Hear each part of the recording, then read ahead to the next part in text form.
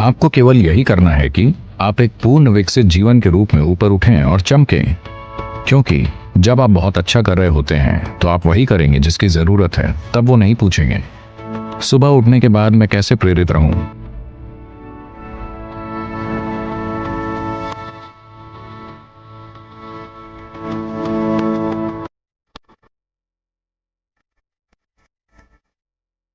आपको एक प्रेरित व्यक्ति नहीं होना चाहिए। आमतौर पर जब हम किसी को प्रेरित हुआ कहते हैं तो इसका मतलब होता है उनका अपना कोई एजेंडा है। जीवन का कोई एजेंडा नहीं है। ये आपके लिए एक पूर्ण विकसित जीवन होना है। एक झींगुर पूर्ण विकसित झींगुर होने की कोशिश कर रहा है। एक केंचुआ पूर्ण विकसित केंचुआ होने की कोशिश कर रहा है। एक पक्षी पूर्ण विकसित पक्षी होने की कोशिश कर रहा है। एक पेड़ पूर्ण विकसित पेड़ होने की कोशिश कर रहा है। एक मनुष्य को भी पूर्ण विकसित मनुष्य होने के लिए प्रयास करना चाहिए। हमारा बस यही काम है। पर हम में से हर कोई अपना एजेंडा बनाने में लगता है और हर तरह की चीजें करने लगता है। नहीं नहीं, आप बस जीवन का एक टुकड़ा हैं। खुद को ज्यादा गंभीरता से मत लीजिए, क्योंकि मुझसे और आपसे पहले अनगिनत लोग आकर जा चुके हैं। आया ना? वो कहां हैं? वो सारे लोग, आपको लगता है वो सभी मूर्ख थे? वो सभी मूर्ख थे और वो मर गए? क्या ऐसा है? नहीं, वो भी आपकी ही तरह थे। शायद वो भी अधिकारी रहे हों, शायद वो राजा रहे हों, आपसे भी बढ़कर। हर तरह की चीजें। अब सब ऊपरी मिट्टी बन चुके हैं।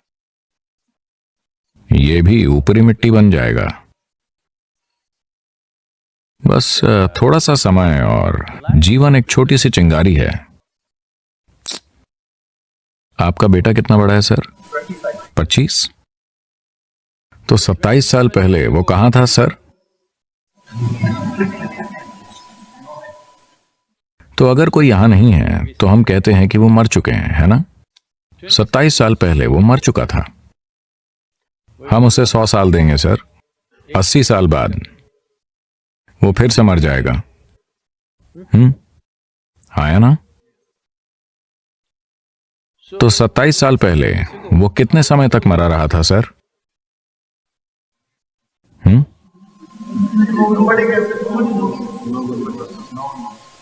लंबे समय तक। तो 85 साल या 80 साल बाद वो कितने समय तक मरा रहेगा सर? बहुत लंबे समय तक। तो हम सभी बहुत लंबे समय तक मरे रहेंगे। हम बहुत ही थोड़े समय के लिए जीवित हैं। हाँ, बहुत ही थोड़ा सा समय। मैं चाहता हूं आप इसकी ओर इस दृष्टिकोण से देखें। आप कितने समय तक मरे रहेंगे आप कल्पना नहीं कर सकते। तो मान लीजिए हम 10,000 साल तक या 1,00,000 साल या 10 लाख साल तक मरे रहते हैं, ठीक है? उसकी तुलना में आप कितने समय तक जीवित हैं? बहुत बहुत छोटे समय तक। जिसे आप जीवन कहते हैं वो एक छोटी सी चिंगारी है। आपको अकेली चीज यही करनी है कि आप उठें और एक पूर्ण विकसित जीवन के रूप में प्रकाशित हों। जब हमारे आसपास किसी चीज की जरूरत होगी तो हम स्वाभाविक रूप से उसे करेंगे, क्योंकि जब आप अद्भुत रूप से अच्छा कर रहे होते हैं तो आप वही करेंगे जिसकी जरूरत है ना? जब आप दुखी होंगे तब आप प्रेरित होंगे। हाँ, मुझे बताइए, जब आप बहुत खुश होते हैं क्या आपने खुद की ओर देखा है? आप कितने अच्छे और अद्भुत होते हैं। आप किसी के लिए कुछ भी करने को तैयार होंगे। अगर जरूरी हो तो पीछे की ओर झुक जाएंगे, है ना? जब आप थोड़े परेशान होते हैं, ये कितना मुश्किल है। इसलिए अपने बच्चों को किसी चीज से प्रेरित होना मत सिखाइए। ये सारी बकवास पश्चिम से आ रही है। ये सभी सेल्फ हेल्प किताबें। खुद को प्रेरित कीजिए, आत्मविश्वास पैदा कीजिए, अपने आप पर यकीन कीजिए। आपने भगवान पर यकीन किया और इस दुनिया को इस हद तक नष्ट कर दिया। अब आप खुद पर यकीन करते हैं, आप क्या करेंगे?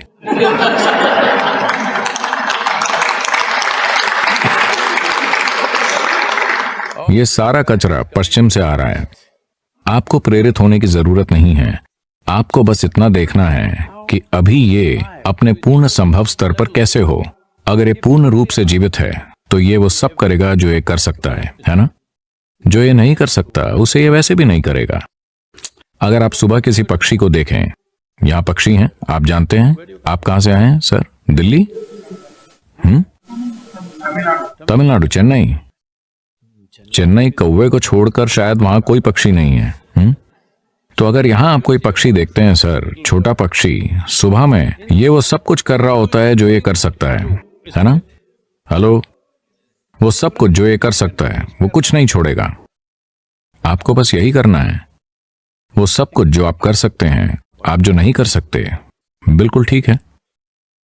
एक कीड़ा वो नहीं कर सकता जो एक पक्षी करता है, एक पक्षी वो नहीं कर सकता जो एक हाथी करता है, एक हाथी वो नहीं कर सकता जो हम करते हैं, हाँ या ना?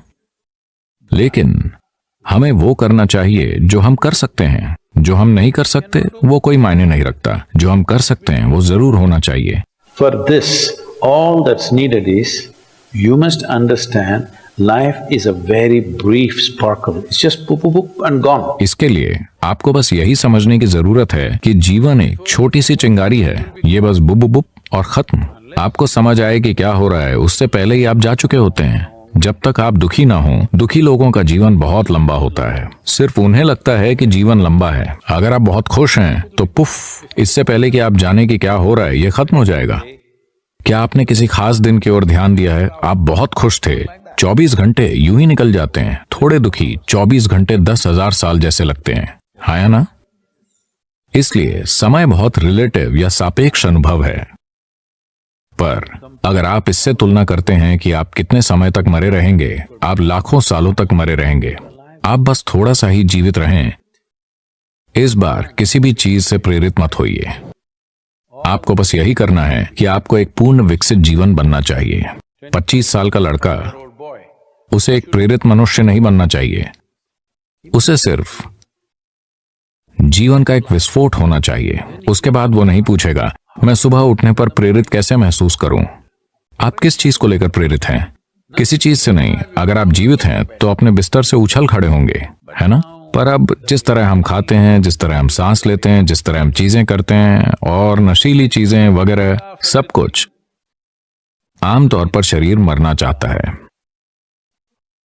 ये जीवित नहीं रहना चाहता। लोग, आपको पता है, ये सब कुछ पश्चिम से है। लोगों ने इस संस्कृति का निर्माण किया। वो क्या है? भगवान का शुक्र है आज शुक्रवार है। आंकड़े दर्शाते हैं 70% अमेरिकी अपने काम से नफरत करते हैं। नापसंद नहीं बल्कि घृणा। 5 दिनों तक अगर आप कुछ ऐसा करते हैं तो मुझे नहीं पता कि आप वीकेंड का आनंद कैसे उठाते हैं। वीकेंड में सिर्फ इतना होता है कि आप बेहोशी की हालत में होते हैं।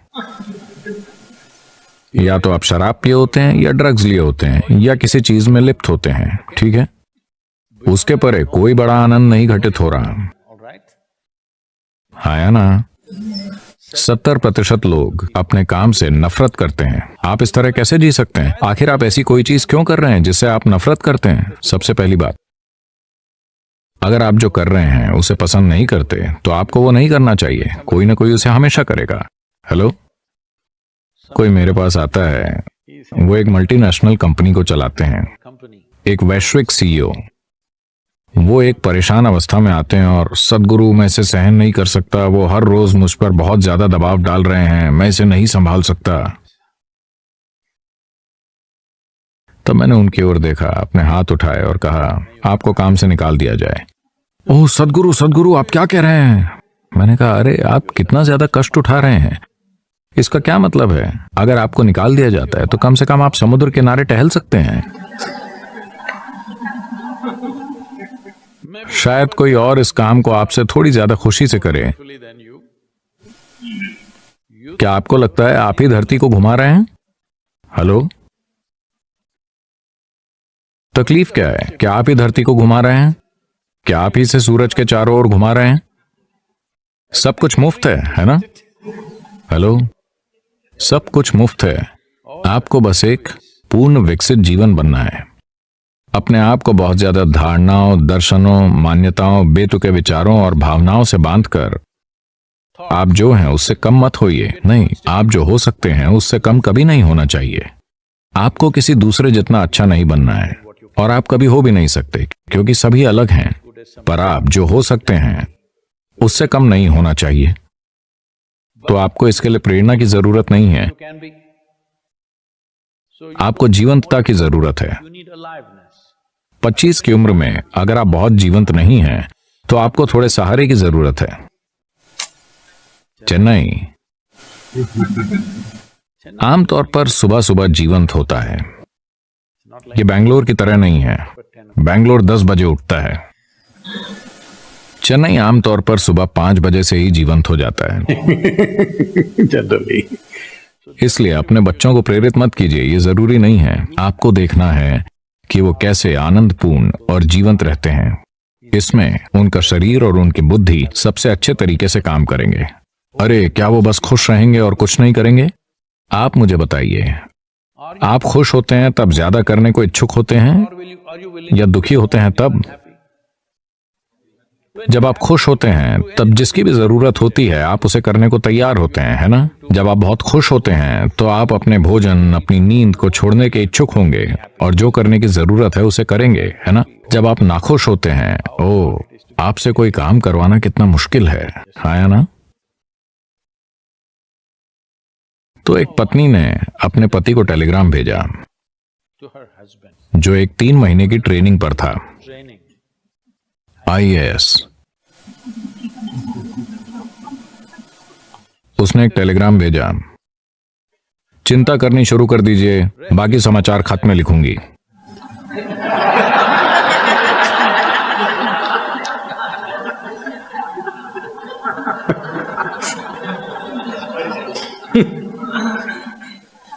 खुद के साथ ऐसा मत कीजिए। क्योंकि मुझे किसी चीज को लेकर कोई कॉन्फिडेंस नहीं है, लेकिन मेरे पास स्पष्टता है। अगर आप में सिर्फ कॉन्फिडेंस है तो आप जीवन में गलतियां ही करेंगे। आपको अपने कॉन्फिडेंस को खत्म करके स्पष्टता लानी होगी।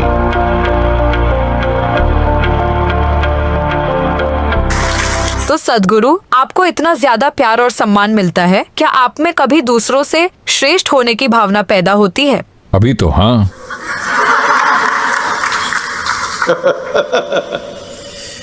देखिए, सवाल श्रेष्ठता की भावना, हीनता की भावना, गरीबी की भावना या धनी होने की भावना का नहीं है। अगर आपको कॉम्प्लेक्स है तो वो एक गंभीर समस्या है ना? चाहे वो किसी भी तरह का हो।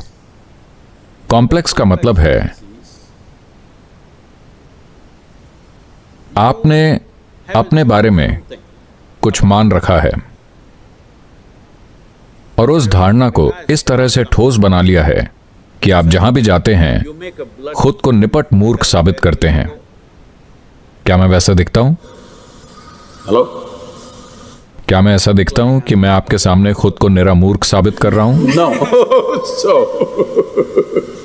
कोई कॉम्प्लेक्स नहीं, किसी भी तरह का नहीं। ठीक है, लेकिन फिर हमारा कॉन्फिडेंस हर दिन बदलता रहता है, तो इस बारे में आपका क्या कहना है? क्योंकि मुझे किसी चीज को लेकर कोई कॉन्फिडेंस नहीं है। मेरे पास स्पष्टता है। लोग सोचते हैं कि मेरे पास ज्ञान है। नहीं, मेरा सिर खाली है। इसीलिए इसे थोड़ा दिखाने लायक बनाने के लिए मैंने पगड़ी पहन रखी है। यह हमेशा पूरी तरह से खाली रहता है, लेकिन मेरे पास स्पष्टता है। स्पष्टता का क्या मतलब है? आप चीजों को वैसी ही देखते हैं जैसी वो हैं। ज्ञान का क्या मतलब है? आपके पास हर चीज के बारे में तयशुदा जानकारी है। अगर चीजें बदल गई हैं तो आप उन्हें वैसा नहीं देख पाएंगे जैसी वो हैं। ये अंधे होने के जैसा है। देखिए, लोग सोचते हैं कि उल्लू अंधे होते हैं। यह सच नहीं है। उनकी दृष्टि आपसे कहीं ज्यादा संवेदनशील होती है, लेकिन सूरज की रोशनी की वजह से वो अंधे हो जाते हैं क्योंकि वो बहुत तेज होती है। जब रोशनी कम हो जाती है तो वो बहुत साफ देख पाता है। इसीलिए नहीं कि वो अंधा है, बल्कि इसलिए क्योंकि उसकी आंखें बहुत संवेदनशील हैं। तो ये महत्वपूर्ण है कि आप अपने जीवन में स्पष्टता लाएं, जानकारी नहीं, क्योंकि जानकारी वो निष्कर्ष है जिसे आप इकट्ठा करते हैं। जानकारी तब ठीक है जब आप दुनिया में कुछ भौतिक या सांसारिक करने की कोशिश कर रहे हो, लेकिन जीवन के साथ नहीं। क्या यह सच है कि 12 साल की उम्र में आपको जो बात बिल्कुल सही लगती थी वो आज सच नहीं है? हाँ या ना? क्या आपको यकीन है कि अभी आपको जिस चीज के लिए लगता है कि यही सही है वो 3 साल बाद भी यही सही है होगी? बिल्कुल भी नहीं। आप ये जानती हैं, तो आप जानती हैं कि आप गलत हैं। हाँ या ना? तो आप जानते हैं कि आप वैसे भी गलत हैं, तो फिर गलत बातों पर जोर क्यों देना? वैसे अभी हम गलत हैं तो कम से कम थोड़ा और सचेतन होकर काम चलाएं। अगर आपको पता है कि आप गलत हैं तो आप सावधानी से चलेंगे, है ना? Hello? लेकिन अगर आपको लगता है कि आप बिल्कुल सही हैं, तो आप बेवकूफ़ी भरी चीज़ें करेंगे और दुनिया भर में गलतियां करेंगे। अगर आपको पता है कि आप ठीक से नहीं देख पा रहे हैं, तो क्या आप सावधानी से चलेंगे या नहीं? अगर मैं आपसे एक अंधेरे कमरे में चलने को कहूं, मान लीजिए कि हम सभी लाइटें बंद कर दें और कमरे को बंद कर दें, एकदम अंधेरा है। अगर मैं आपसे चलने को कहूं, तो क्या आप अचानक बहुत सतर्क और सचेतन नहीं हो जाएंगे कि आप कैसे चलते हैं? लेकिन जब लाइटें जल रही हो तो आप बेहोशी में चलते हैं, हर किसी से टकराते हुए। तो अगर आप हर पल ऐसे चलना सीख लेते हैं जैसे कोई लाइट नहीं है, और आप हर चीज को पूरी सावधानी से देखते हैं, तब आपको जो साफ दिखता है उससे आप गुजर जाते हैं। जो साफ नहीं दिखता वहां आप हिचकते हैं, कुछ जगहों पर आप थोड़ा चांस लेते हैं। लेकिन अगर आप कॉन्फिडेंस से भरे हैं, तो आप जीवन में गलतियां ही करेंगे। हम नहीं जानते कि आप कहां पहुंचेंगे और किस में फंस जाएंगे। ज्यादातर लोग अपने पेशे में, पारिवारिक हालातों, सामाजिक परिस्थितियों में इस तरह से फंसे हुए हैं कि वो सब ऐसे हो गए हैं। हाँ, मैं ये देखता हूं कि सिर्फ बुजुर्ग ही नहीं, युवा भी ऐसे हो गए हैं। मेरे जीवन के अंत में मेरा क्या होगा, मेरे जीवन के अंत में मेरा क्या होगा। मैं रहस्य पहले ही बता चुका हूं, आप मर जाएंगे। लेकिन सद्गुरु, अगर ऐसा होता है तो क्या करेंगे? अगर वैसा होता है तो क्या करेंगे? वो सारी चीजें होंगी। ऐसा नहीं है कि आपके जीवन में सब कुछ वैसा ही होगा जैसा आप चाहते हैं। चीजें उस तरह भी होंगी जो आपको पसंद नहीं है। एक बार ऐसा हुआ, शंकरन पिल्लई को उसकी नौकरी से निकाल दिया गया, सिर्फ इसलिए क्योंकि उसने एक सवाल पूछा था, धूम्रपान कर सकते हैं या धूम्रपान वर्जित है? इतने से सवाल पूछने पर आपको नौकरी से कैसे निकाला जा सकता है? उसने पूछा, धूम्रपान कर सकते हैं या धूम्रपान वर्जित है, और उसे नौकरी से निकाल दिया गया। क्योंकि उसे जो पूछना चाहिए था वो था, दाह संस्कार या दफन?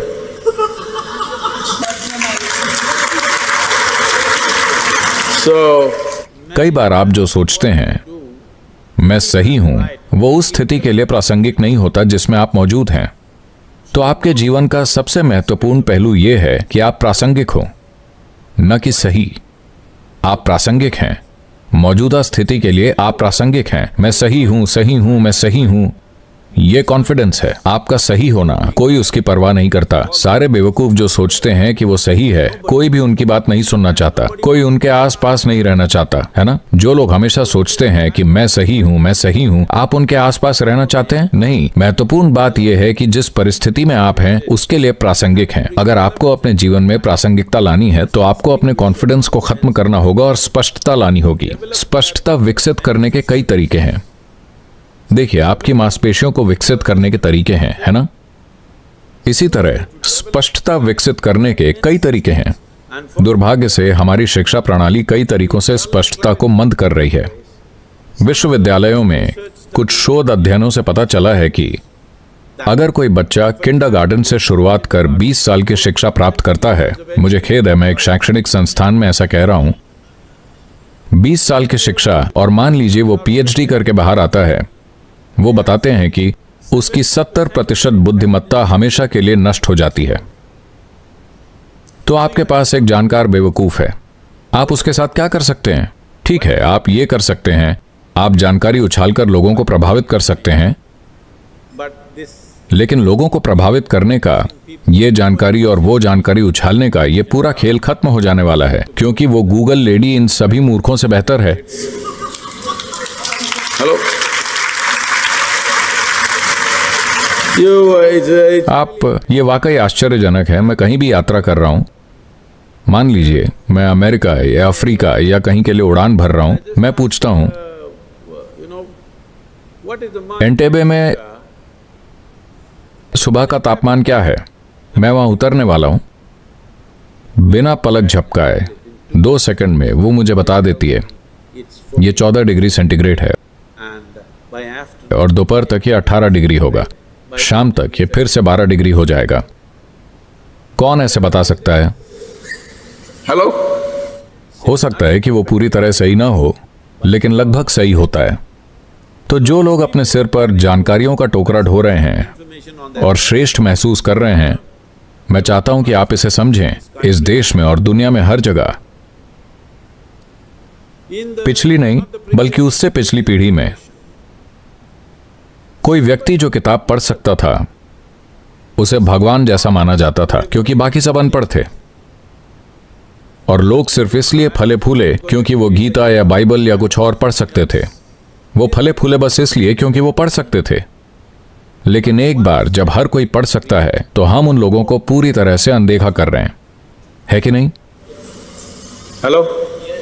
तो जो लोग जानकारी ढो रहे हैं और खुद को श्रेष्ठ समझते हैं, वो सभी अगले 15 से 20 सालों में कुछ भी नहीं रह जाएंगे। एक बार जब आर्टिफिशियल इंटेलिजेंस हर जगह उपलब्ध होगा तो जानकारी का कोई मतलब नहीं रह जाएगा, क्योंकि ये हर जगह उपलब्ध होगी। तब तक आपको जानकारी से परे कुछ करने में सक्षम हो जाना चाहिए। इसीलिए मैं आपके साथ हूं। सुधार इस हद तक होना चाहिए कि आप जहां भी खड़े हों आप अलग दिखें। अगर आप मर भी जाएं तो भी आप जिएं, लेकिन जीवित होते हुए आपको मरा हुआ नहीं होना चाहिए। इस तरह से बहुत सारे साधु संत जो इतनी तीव्रता से जिए कि हजारों साल बाद भी हम उन्हें भुला नहीं सकते। आपके साथ इतना जरूर होना चाहिए कि आपका शरीर, आपका मन, आपकी भावनाएं, आपकी ऊर्जाएं आपके जीवन में रुकावट नहीं है।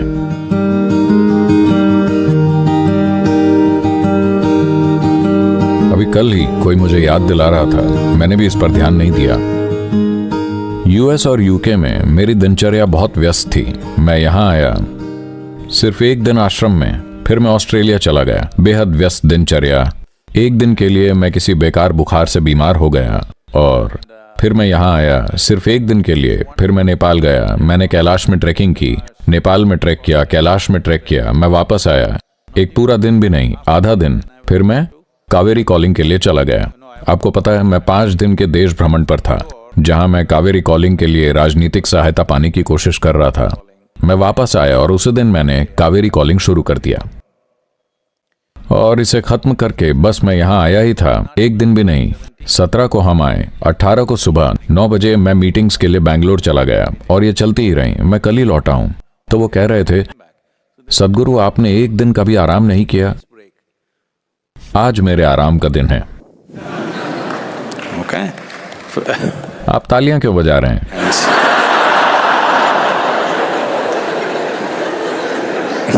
सुबह से फाइलों का ढेर लगा हुआ था और यहां पर आप सभी हैं Few. और अब मीटिंग पर मीटिंग है और आज रात 11 बजे काल भैरव कर्म है। आज रात महालय अमावस्या। यह आराम का दिन है। Okay. तो क्या शरीर कभी कभी शिकायत करता है? बिल्कुल ये करता है। अगर शरीर शिकायत नहीं कर रहा है इसका मतलब आप इसे इस्तेमाल नहीं कर रहे हैं। हेलो, इसे जरूर शिकायत करनी चाहिए, लेकिन आपको नहीं। आपको यही सीखना है। इसके लिए आप जो भी कर रहे हैं उसके प्रति भक्ति की जरूरत है। अगर आप में भक्ति नहीं है, शरीर से पहले मन शिकायत करेगा, भावनाएं शिकायत करेंगी, हर चीज शिकायत करेगी। नहीं नहीं नहीं, पहले शरीर को शिकायत करनी चाहिए, मतलब आप शारीरिक रूप से पूरा खींच गए हैं। फिर मन समझदारी से, मेरी तरह समझदारी से फैसला ले सकता है। आप मेरी तरह आराम कर सकते हैं, मतलब रात में सिर्फ 12 बजे तक आप काम करते हैं, सिर्फ आधी रात तक। उसके बाद आप सोते हैं, नहीं तो सुबह 2 बजे तक काम होता है। आज आराम का दिन है। अगर आपका शरीर यह महसूस नहीं कर रहा है कि जीवन कठिन है, शरीर, मन नहीं, अगर आपका शरीर यह महसूस नहीं कर रहा है कि जीवन कठिन है, इसका मतलब आप कोई सार्थक काम नहीं कर रहे। आपका शरीर लगातार काम पर लगाया जाना चाहिए। इसे सोचना चाहिए कि यह कठिन है।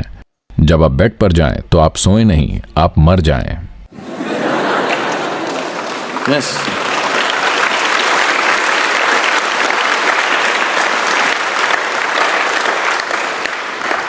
एक तकिया इस तरह, नींद नहीं आ रहा है।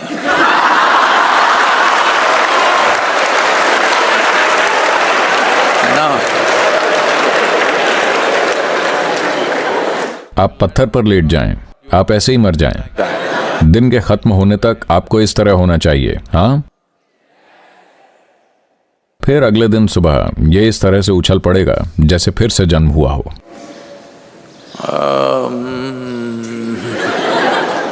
इस तरह नहीं, आपको महसूस होना चाहिए कि यह शरीर के लिए कठिन है, क्योंकि ये इसकी प्रकृति है। आप इससे जितना ज्यादा काम लेते हैं ये उतना ज्यादा मजबूत बनता है, उतना ही बेहतर बनता है। हाँ, जो इसे अगले दिन के लिए बचाने की कोशिश कर रहे हैं, इस्तेमाल नहीं कर रहे हैं, वो जीवन बचाकर नहीं रखा जा सकता है। यह समझना जरूरी है। हाँ, मरी हुई चीजें बचाकर रखी जा सकती हैं, जीवन बचाकर नहीं रखा जा सकता है। इसे सिर्फ पोषण देकर इस्तेमाल किया जा सकता है। अगर आप खुद को संभालकर और बचाकर रखने की कोशिश कर रहे हैं तो यह काम नहीं करेगा। उन्होंने मुझे लगातार व्यस्त कर रखा था। यह कहाँ था? बेंगलोर या दिल्ली में कहीं। बहुत सारे कार्यक्रम, लगातार मीटिंग्स। मैंने कहा मैं छुट्टी पर जा रहा हूं 1 घंटे की।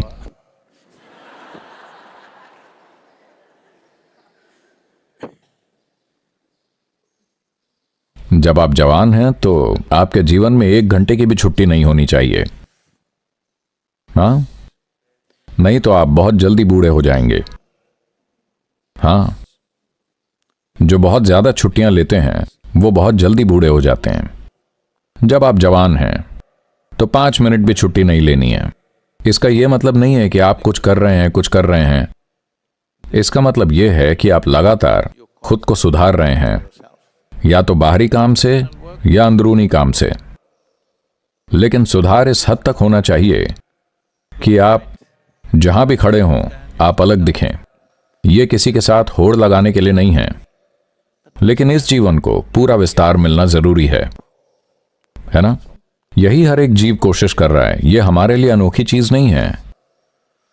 एक नारियल का पेड़ अच्छा नारियल का पेड़ बनने की हर संभव कोशिश कर रहा है, पूरी तरह से। यही चीज एक पंछी के साथ है, टिड्डे के साथ है, एक कीड़े के साथ, एक हाथी, सबके साथ है कि नहीं? सिर्फ इंसान झिझक रहे हैं क्योंकि उन्होंने अपनी दिमागी गतिविधि को सही से चलाना नहीं सीखा है। उनके अपने विचार उन्हें उलझा रहे हैं। एक बुनियादी सवाल भी, मुझे पूर्ण विकसित जीवन बनना चाहिए या नहीं, ऐसा सवाल एक बहस का मुद्दा बन गया है और लोग सोचते हैं कि यह बुद्धिमानी है। हेलो, आपको एक पूर्ण विकसित इंसान बनना चाहिए या नहीं? क्या यह बहस की बात है? हाँ, इसमें कोई बहस की बात नहीं है। जीवन इसी तरह है, इसे पूर्ण विकसित जीवन बनना ही है। अगर यह पूर्ण विकसित जीवन बनता है तो यह क्या करेगा? मुझे फर्क नहीं पड़ता कि यह क्या करेगा। यह जो भी करेगा बहुत अच्छे से करेगा। यही है जो महत्वपूर्ण है। यह जो भी करेगा अच्छा करेगा, बस इसी की जरूरत है। ऐसा नहीं है कि इस संसार में बस एक तरह का काम महत्वपूर्ण है। हर एक काम महत्वपूर्ण है। अगर इसे सही से किया जाए तो यह शानदार होगा। यह जो भी हो, कोई पोछा लगाता है, देखिए उन्होंने अच्छे से किया है, क्या यह शानदार नहीं है? क्या यह किसी काम से कम है? तो इसके लिए सबको एक ही तरीके से देखने के लिए, हर समय पूरी गति से काम करने के लिए आप में भक्ति होनी चाहिए। आप में भक्ति की आग होनी चाहिए, नहीं तो थायरे। मैं थायरे के खिलाफ क्यों बोल रहा हूं?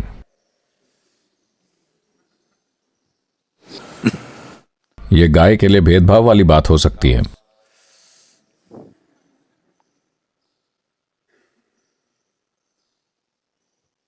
अगर आप मर भी जाएं तो भी आप जिएं, लेकिन जब आप जीवित हैं तब आपको मरा हुआ नहीं होना चाहिए, है कि नहीं? हेलो, जिन्होंने अपना जीवन सच में पूरी तरह से जिया, वो मरने के इतने लंबे समय बाद भी कुछ मायनों में जीवित हैं, ऐसा है कि नहीं? तो हम हजारों साल बाद भी आदियोगी को याद करते हैं क्योंकि उन्होंने इतनी गहरी तीव्रता से जीवन जिया।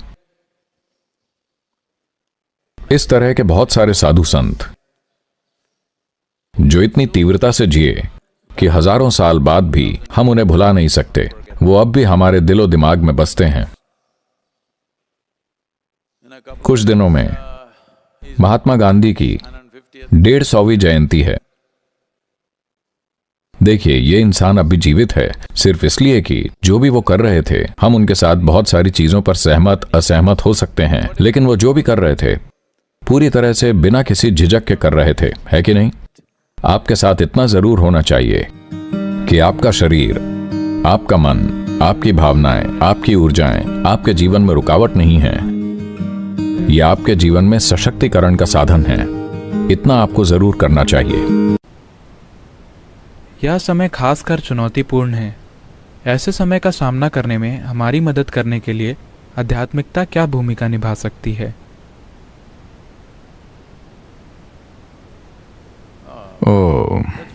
हर पीढ़ी यही सोचती है कि उनका समय विशेष रूप से चुनौतीपूर्ण और उन्हें परखने वाला समय है। हर पीढ़ी यही सोचती है। ठीक है, उस बात को छोड़ दें तो आध्यात्मिक प्रक्रिया क्या भूमिका निभा सकती है? यह कुछ ऐसा है, अगर आप कुछ भी अच्छी तरह करना चाहते हैं, मान लीजिए कि आप अच्छे से ड्राइव करना चाहते हैं, तो आप अपनी कार को जितना अच्छे से जानते हैं उतना ही बेहतर आप उसे चला पाएंगे। क्या ऐसा है? हाँ, क्या ऐसा है? तब यह आपके लिए भी लागू होता है। The better you know this one, the better you can deal with it. जितना बेहतर आप इसे जानते हैं उतना बेहतर आप इसे संभाल सकते हैं, उतना ही बेहतर आप इस जीवन की प्रक्रिया को चला सकते हैं। बस इसे सतही तौर पर जानकर आप बहुत अच्छा नहीं चला पाएंगे। अगर आपको बस अपने ऑफिस जाना है तो शायद आपको बस यही जानना होगा कि स्टीयरिंग व्हील कहाँ है और 2 या 3 पेडल कहाँ है। लेकिन अगर आप इसे फॉर्मूला 1 ट्रैक पर चलाना चाहते हैं तो बेहतर होगा कि आपको सब कुछ पता हो, उस कार के चलाने की और काम करने की हर चीज पता हो, है ना? तो अगर आप फास्ट ट्रैक पर चलना चाहते हैं तो आपको इसके बारे में काफी ज्यादा जानने की जरूरत है। अगर आप बस किसी तरह जिंदा रहकर चले जाना चाहते हैं तो आपको इसके बारे में ज्यादा जानने की जरूरत नहीं है। मेरा मानना है कि जब आप खुद को उदयमी कहते हैं तो आप फास्ट ट्रैक पर होने की योजना बना रहे हैं। अगर आप फास्ट ट्रैक पर होना चाहते हैं तो इसकी ऐसी कोई चीज नहीं होनी चाहिए जो आप नहीं जानते। आपको पता होना चाहिए कि इसे कैसे चलाना है। जब मैं सबसे अच्छा कहता हूं, देखिए, अभी अगर मैं अपनी आंखें बंद करूं और यहां खड़ा रहूं और कोई इस हॉल में आता है तो मैं आपको बता सकता हूं कि इस हॉल में कैसा इंसान आया है। इसके साथ अपने ऑफिस में आप अच्छा कर सकेंगे, है ना? हाँ या ना?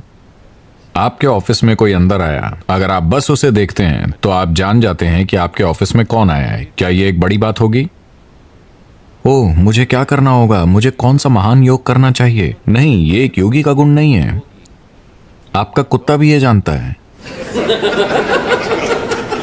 हाँ या ना?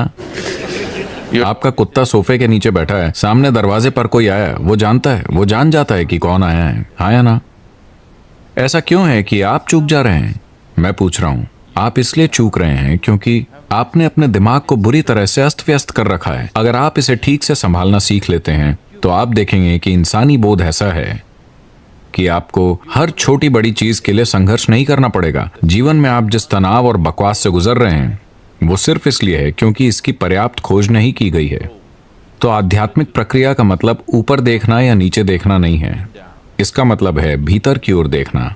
क्योंकि जितना ज्यादा आप इसके बारे में जानेंगे उतना ही कुशलता से और उतना ही सफलता से आप इसे चला पाएंगे। इससे कोई फर्क नहीं पड़ता कि आपकी क्या डिग्रियां हैं, इससे फर्क नहीं पड़ता कि आपने अपने सिर में क्या जानकारी इकट्ठा कर रखी है। मूल रूप से आपकी सफलता इससे तय होती है कि ये अभी कैसे हैं। हाँ या ना? और How to keep this one in the highest possible इसे कैसे सतर्कता और संतुलन, उल्लास और संभाव के उच्चतम संभव स्तर पर रखा जाए। अगर आप ये नहीं जानते हैं तो आप सिर्फ संयोग से ही सफल होंगे, और अगर आप सफल होते भी हैं तो वैसे भी आप सफलता को भुगतेंगे, आप उसका आनंद नहीं लेंगे।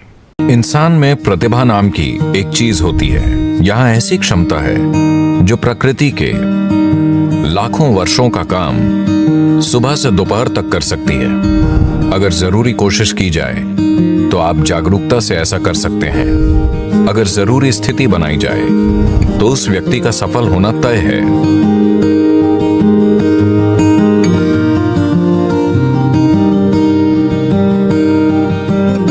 बात छोटी हो या बड़ी कोई फर्क नहीं पड़ता।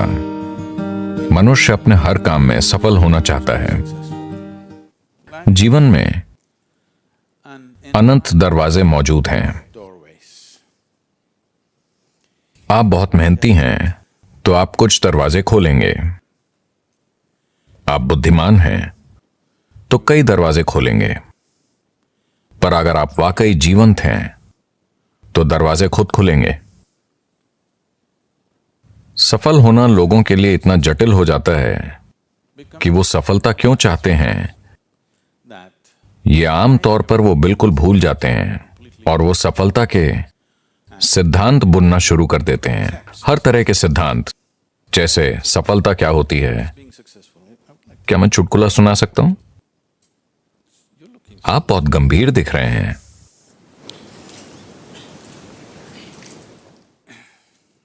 भारत में एक आदमी था, शंकरन पिल्लई। अच्छा, ये जॉन स्मिथ की तरह है।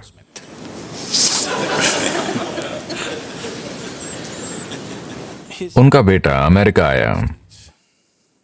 जाहिर है एक भारतीय युवक, यानी वो एक सॉफ्टवेयर इंजीनियर था।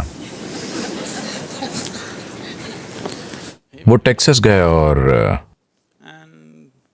वहां काम करने लगा। फिर उसे एक अमेरिकी महिला से प्यार हो गया। वो परेशान हो गया क्योंकि भारत में ऐसा प्रेम अपराध है। वो परेशान हो गया। फिर उसने अपनी मां को बताया, फिर मां ने पिता को बताया और पिता फट पड़े। वो उन्हें समझाने के लिए घर गया, पर बात नहीं बनी, क्योंकि भारत में कोई शादी करना चाहे तो लोग उसके परिवार की 500 पुश्तें जांचते हैं। वो उस व्यक्ति के वंश की शुद्धता देखते हैं जिससे आपकी शादी होगी। तो अमेरिका की एक गोरी महिला, आप उससे कैसे शादी कर सकते हैं? हम उसका वंश नहीं जानते, वो कहां से आई है, उसका वंश क्या है, दादा। तो वो समझा नहीं पाया और वापस आ गया और उसे फिर से प्यार हो गया और वो आगे बढ़ गए। तब शंकरन पिल्लई अपने बेटे को त्याग कर बोले, मेरा तुमसे कोई लेना देना नहीं है। फिर साल बीते, उनका एक बेटा हुआ और उसकी तब की तस्वीर थी जब वो पैदा हुआ था, और पत्नी रोजाना अपने छोटे बेटे की तस्वीर फेसबुक पर अपलोड करती थी। छोटा सा बच्चा बड़ा हो रहा था। वो बेटे को त्याग चुका था, पर पोते की बात अलग होती है। धीरे धीरे 1-2 साल में उसे इस छोटे बच्चे से प्रेम हो गया जिसे उसने देखा तक नहीं था। फिर लोग अमेरिका से उसके पास आने लगे, अरे आपने अपने पोते को नहीं देखा? ओह, आप उसे जरूर देखिए, वो आपके जीवन का फल है। धीरे धीरे उसे इच्छा हुई। फिर उसने तय किया वो अपने बेटे का चेहरा नहीं देखेगा, पर अमेरिका जाकर सिर्फ पोते को देखेगा। और उस गोरी औरत को तो बिल्कुल नहीं देखेगा। फिर वो अमेरिका गया और उसे एक 7 साल का ऊर्जावान युवा लड़का मिला। वो एक फार्म में रह रहे थे। वो यहां वहां कुछ करता रहता था। उसे इस छोटे साथी से गहरा प्रेम हो गया। फिर एक दिन वो लड़का बोला, दादाजी आओ, मैं आपको तीरंदाजी सिखाता हूं। वो उस लड़के के साथ फार्म में गया और वहां उसने 8 लक्ष्य देखे। वो सभी तीर बिल्कुल निशाने पर थे। शंकरन पिल्लई ने यह देखकर सोचा, अरे ये मेरा पोता है। उसे भारत के सभी महान तीरंदाज याद आ गए, अर्जुन और एकलव्य, और उसे भविष्य दिखा। ओलंपिक स्वर्ण पदक आसमान से गिर रहे थे। फिर उसने पूछा, तुमने कहां से तीर चलाया?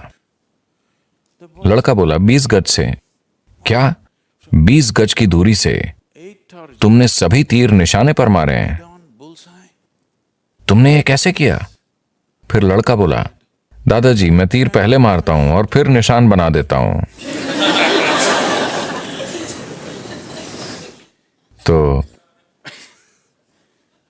सफलता से जुड़े ये सिद्धांत रुकावट बन सकते हैं, और मैं लगातार ऐसे लोगों के साथ रहा हूं, वो एक हद तक सफलता पा चुके हैं, पर उनका जीवन उनकी सफलता के सिद्धांत में फिट नहीं हो रहा है और वो ढांचा टूट रहा है, पर उन्हें लगता है कि कुछ गलत है।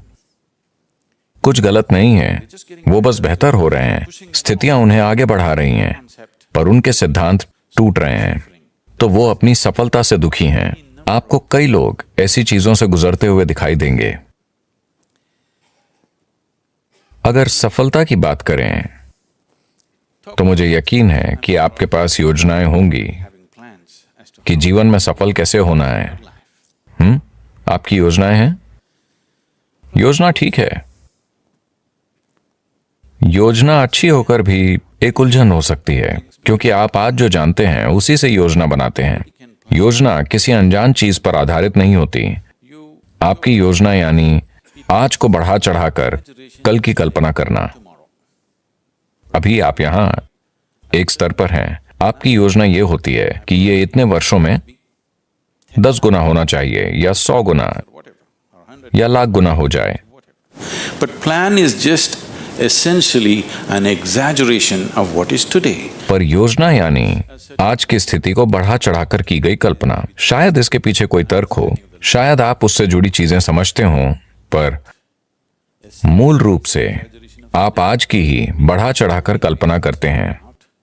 यानी कई मायनों में वो सभी संभावनाएं खत्म हो जाती हैं जो अभी आपके अनुभव में नहीं हैं। आपने पेंसिल्वेनिया की बाढ़ के बारे में सुना? पेंसिल्वेनिया में बाढ़ आती है। आपको पता है, एक बार एक बड़ी बाढ़ आई और एक शहर में पानी इतना ऊपर उठा कि घर डूबने लगे। तो 2 छोटे लड़के अपने घर की छत पर चढ़कर बैठे थे।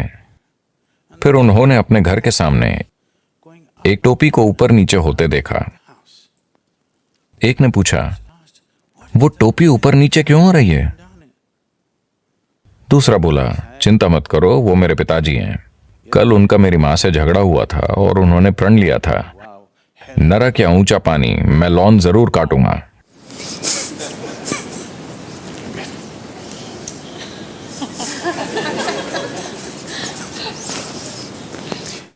तो योजनाएं परेशानी बन सकती हैं।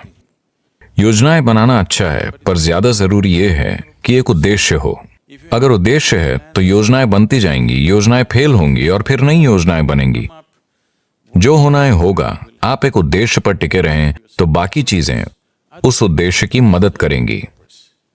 पर अगर आप किसी योजना पर टिके रहेंगे तो वो योजना खुद एक रुकावट बन सकती है। योजना संभावना भी है। योजना बनाकर रखना ठीक है, लेकिन आपको योजना को थोड़ी दूरी पर थाम कर रखना चाहिए। आपको योजना से अपनी पहचान नहीं जोड़नी चाहिए। सफलता की प्रक्रिया, देखिए, मूल रूप से सफलता की चाह हर इंसान में होती है। आप उसमें थोड़ी आग डालकर उसे अपना जुनून बना सकते हैं। लेकिन अगर ये आपके अंदर की एक जरूरत बन जाती है कि आपको सफल होना ही है वरना आपको बहुत दुख होगा, तो फिर आप दिक्कत में पड़ने वाले हैं, एक गंभीर दिक्कत। हमारे जुनून जहर बन सकते हैं। If we start becoming resentful for the non-fulfillment of those passions, हमारे जुनून जहर बन सकते हैं। अगर हम उन जुनून के सफल न होने पर नाराज होने लगें तो जहर बनने से मेरा मतलब है कि आज ये दिखाने के लिए काफी मेडिकल और वैज्ञानिक सबूत हैं कि नाराज होने पर, जब आप किसी चीज से गुस्सा होते हैं या चिड़चिड़े होते हैं, तो आज डॉक्टर चेक कर सकते हैं। हम आपका खून लेकर ये देख सकते हैं कि आप अपने सिस्टम में जहर डाल रहे हैं। ये वो जहर है जो आप पीते हैं पर दूसरे के मरने की उम्मीद करते हैं। जीवन ऐसे नहीं चलता। अगर आप जहर पिएंगे तो आप मरेंगे। यही ठीक है, यही ठीक है ना? आप जहर पिए तो आपको मरना चाहिए। मैं जहर पीकर उसे मारना चाहता हूं, ऐसा नहीं होता। like that. तो ऐसी भावनाएं हमारी क्षमता को The fundamental छीन लेती हैं। देखिए, इंसान में प्रतिभा नाम की एक चीज होती है, हर इंसान में होती है। वो उसे जीवन में कभी ना कभी छूता है। पर प्रश्न ये है कि आप उसे कितनी बार छूते हैं, यही प्रश्न है। You sparked once in your lifetime. That's not good enough. You must be sparking all the time, isn't it? आप अपने जीवन में एक बार चमके, ये काफी नहीं है। आपको हर समय चमकते रहना चाहिए, है ना? प्रतिभा क्या होती है, इसे समझने के कई तरीके हैं, पर सबसे आसान तरीका यह है कि हम हमेशा तार्किक विचारों को ही बुद्धि मानते हैं। नहीं, तार्किक विचार शायद अगले 25 वर्षों में बेकार हो जाएगा, क्योंकि तब शायद आपका कंप्यूटर हर तरह के तार्किक विचार पैदा करने के काबिल हो जाएगा, आपसे कहीं बेहतर और कहीं ज्यादा तेज। तो प्रतिभा को छूना यानी अपने अंदर मौजूद बुद्धि का दूसरा आयाम छूना। आपने नाश्ते में क्या खाया? Chicken in cell. देखिए, उन्होंने मुर्गी खाई। दोपहर होते होते वो मुर्गी एक इंसान में बदल गई है। अगर आप चार्ल्स डार्विन से पूछते कि एक मुर्गी इंसान कितने समय में बनती है, तो वो लाखों वर्षों की बातें करते हैं। यहां ये दोपहर में ही मुर्गी को इंसान में बदल रहे हैं। So there is an intelligence here. There is a competence here. तो यहां एक बुद्धि और क्षमता है जो प्रकृति के लाखों वर्षों के काम को बस दोपहर में ही कर सकती है। बस ये है कि ये बुद्धि अचेतन स्थिति में है। अगर कोशिश की जाए तो आप हर अचेतन प्रक्रिया को एक जागरूक प्रक्रिया में बदल सकते हैं। जागरूकता में अगर इस बुद्धि की एक बूंद भी आपको मिल जाए तो अचानक जीवन एक जादू की तरह चमक उठेगा। जो काम लोग मुश्किल से करते हैं वो आपके लिए आसान होगा।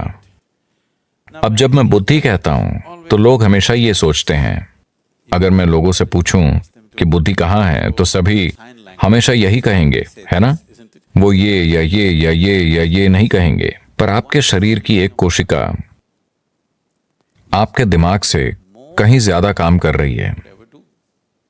डीएनए का एक अणु 1 मिनट में इतने लाखों काम कर रहा है कि आप कभी समझ ही नहीं सकते, है ना?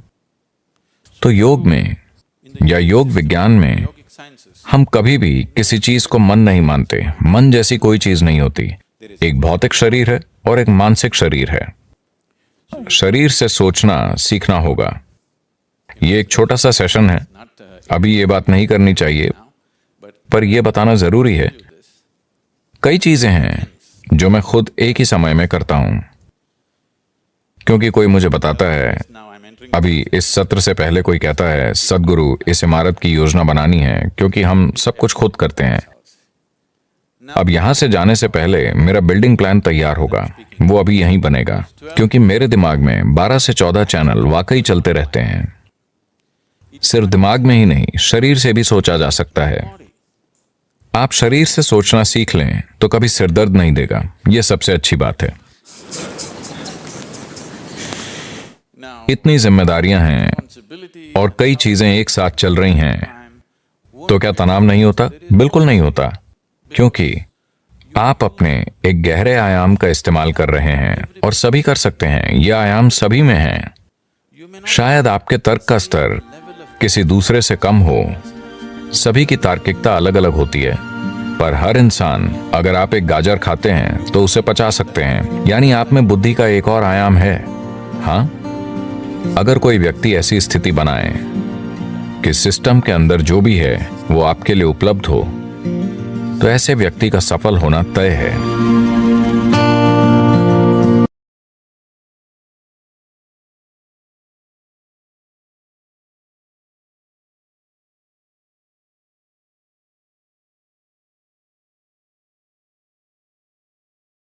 मन या आपकी बुद्धि, आपके शरीर, आपकी अपनी विचार प्रक्रिया, आपकी अपनी भावनाओं समेत किसी भी पहचान में उलझी हुई नहीं है, तो आध्यात्मिक प्रक्रिया बहुत स्वाभाविक होगी। अगर आपकी बुद्धि किसी भी चीज के साथ उलझी हुई नहीं है, तो आपकी बुद्धि के लिए जीवन के अलग अलग आयामों की खोज करना और उनके प्रति खुलना बहुत ही प्राकृतिक होगा।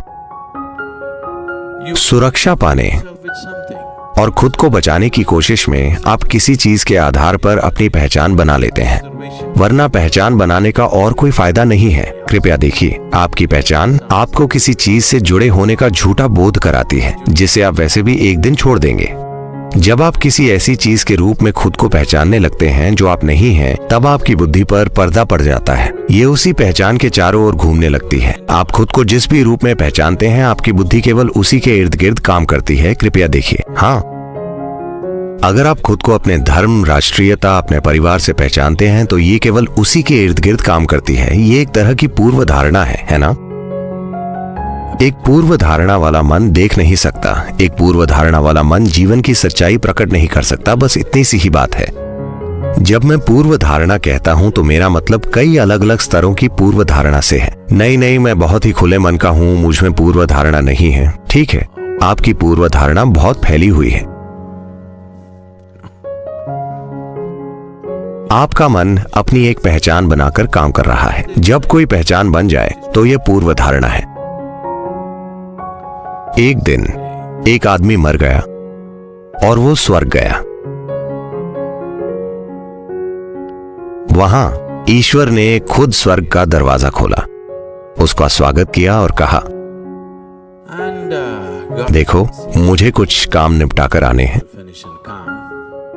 क्या तुम मेरे लिए कुछ देर दरवाजे का ध्यान रख सकते हो? मैं जल्दी ही वापस आऊंगा। उसे बहुत अच्छा लगा, क्योंकि वो ईश्वर की जगह ले रहा था। ये अच्छा है। भगवान की जगह लेना कोई छोटा सम्मान नहीं है ना? दरवाजे का ध्यान रखना है, पर ठीक है, क्योंकि वो भगवान का काम कर रहा था। वो कुछ होने का इंतजार कर रहा था और उसे हैरान परेशान करते हुए उसकी पत्नी दरवाजे पर प्रकट हुई। उसने कहा, क्या तुम यहां क्या कर रही हो? ये कोई लोकल बार नहीं है। तुम मेरे पीछे कैसे आ गई? पत्नी ने कहा, मैं अंतिम संस्कार से घर वापस आ रही थी, मेरी कार की टक्कर हो गई और मैं यहां पहुंच गई।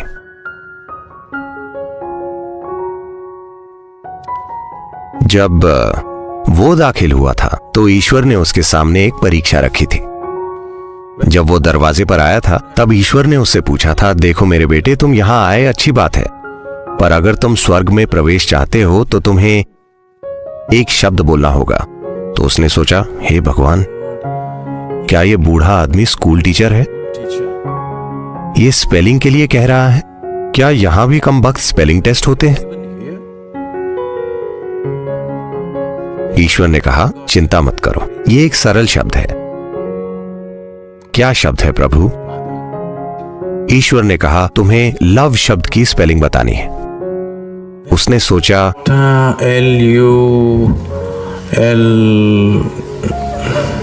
उसने कई लोगों से आई लव यू कहा था, पर उसने कभी कोई पत्र नहीं लिखा था। इसलिए उसने सोचा, LULVLOLOVE। ईश्वर ने कहा, तुम पास हुए, आओ। उसने कहा, ठीक है, मैं अंदर पहुंच गया। अब जब उसकी पत्नी आई तो उसने कहा, ठीक है, तुम यहां आ गई हो, पर अंदर जाने के लिए तुम्हें एक स्पेलिंग बतानी होगी। पत्नी ने कहा, चलो भी, अगर तुम एक स्पेलिंग बताकर अंदर जा सकते हो तो क्या मैं नहीं जा सकती? मुझे वो शब्द बताओ। उसने पत्नी की ओर देखा और कहा, चेकोस्लोवाकिया।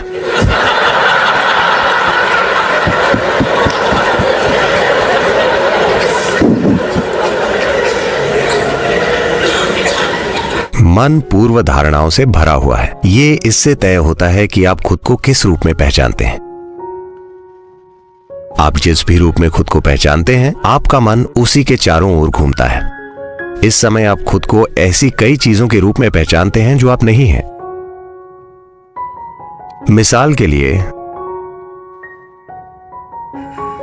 मैं अभी बोल रहा हूं और बोलते हुए अचानक अगर मैं ये ग्लास उठाकर कहूं, ये मेरा ग्लास है,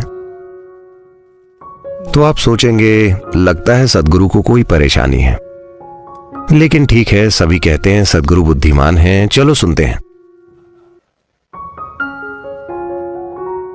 थोड़ी देर बाद मैं कहूं, ये मैं हूं, तो आप कहेंगे, चलो अब बहुत हो गया।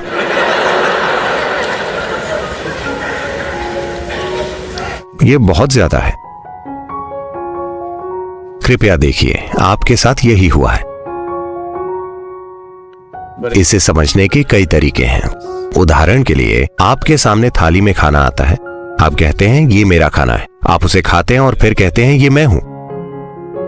क्या ऐसा नहीं है? जिसे आप मेरा शरीर कहते हैं बस भोजन का एक ढेर है या नहीं? हाँ, ये वही भोजन है जो आपने खाया है ना? जो आप इकट्ठा करते हैं वो आपका हो सकता है। फिलहाल मैं इस पर बहस नहीं करूंगा, पर वो आप कभी नहीं हो सकते, है ना? हाँ, जो कुछ भी आप इकट्ठा करते हैं वो आपका हो सकता है, पर वो आप कभी नहीं हो सकता, है ना? क्या आपने अपने शरीर को कुछ समय के दौरान इकट्ठा किया है? हाँ या ना? हाँ या ना? क्या आपने मन को समय के साथ इकट्ठा किया है? हाँ, पर अभी आप दोनों चीजों को मैं कह रहे हैं, है ना? और ये यही नहीं रुकता, ये कई चीजों में फैल जाता है। आपका घर, आपकी कार, आपकी चीजें, आपका पैसा, आपके बच्चे, आपका पति, आपकी पत्नी, लाखों दूसरी चीजें, आपका धर्म, आपके विचार, आपकी धारणाएं, सब कुछ। आप ऐसी बहुत सारी चीजों के रूप में खुद को पहचानते हैं जो आप नहीं हैं। जब आप इस तरह के हो जाते हैं तो आपकी बुद्धि पर पर्दा पड़ जाता है। ये कमजोर बुद्धि है, उसने अपनी पैठ खो दी है। It simply repeats old nonsense. ये केवल पुरानी बकवास को दोहराती। तेनालीराम एक विदूषक थे। कृष्ण देवराय के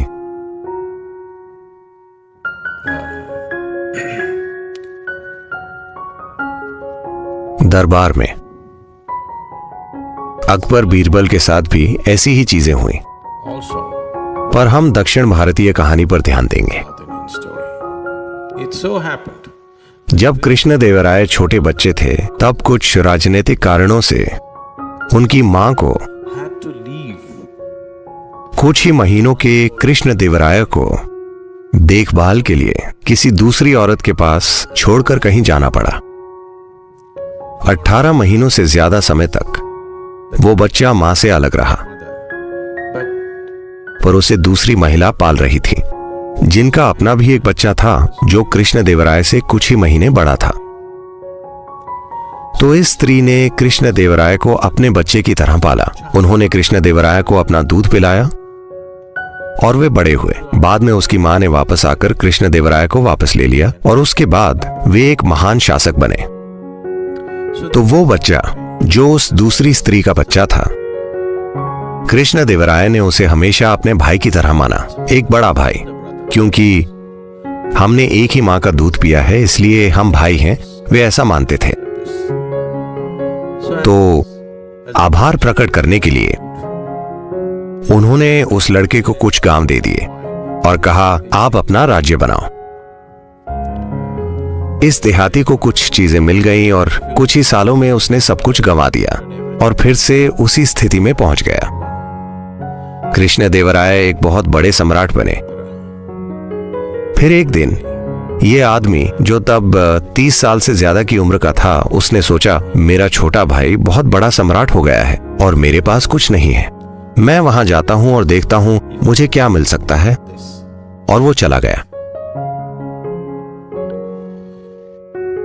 कृष्ण देवराय ने उसका वैसा ही स्वागत किया जिस तरह कोई बड़े भाई का स्वागत करता है। उन्होंने उसे सभी तरह के सम्मान दिए, सारी आवभगत की और दरबार में एक स्थान दिया।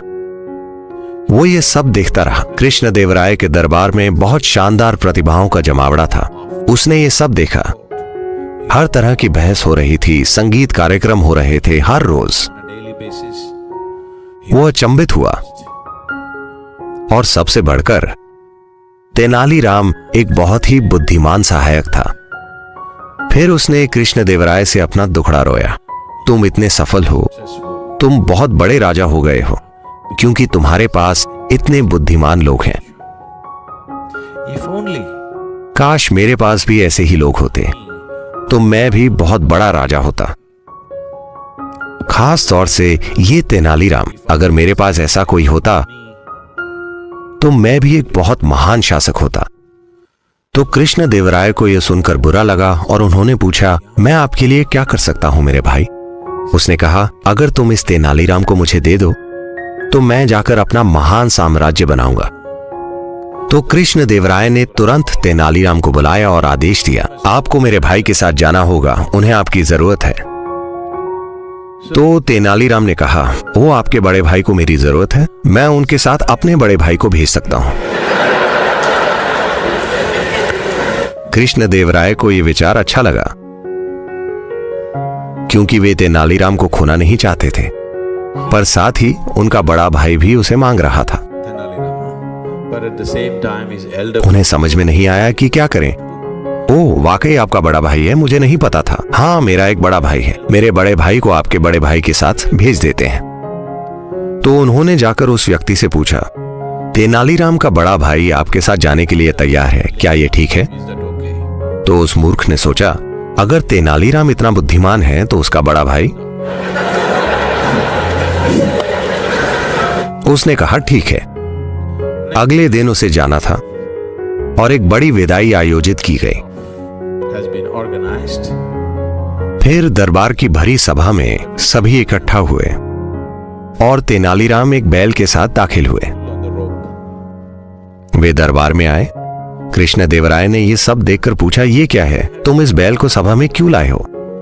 नहीं राजन, ये मेरा बड़ा भाई है। उन्होंने कहा, क्या बकवास है, तुम क्या कहने की कोशिश कर रहे हो? नहीं, हम दोनों ने एक ही मां का दूध पिया है।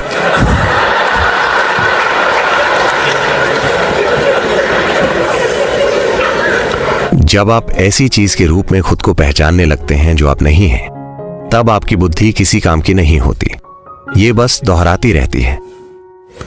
So this repetitive intelligence is what we are referring to as karma. तो इस दोहराने वाली बुद्धि को ही हम कर्म कहते हैं। जब हम किसी को पहले से तय ढर्रों से गुजरते देखते हैं, चाहे वे कितनी भी अच्छी परिस्थितियों में हों। आज सुबह सूरज बहुत अच्छी तरह से ऊपर आया, पर कोई दुखी है।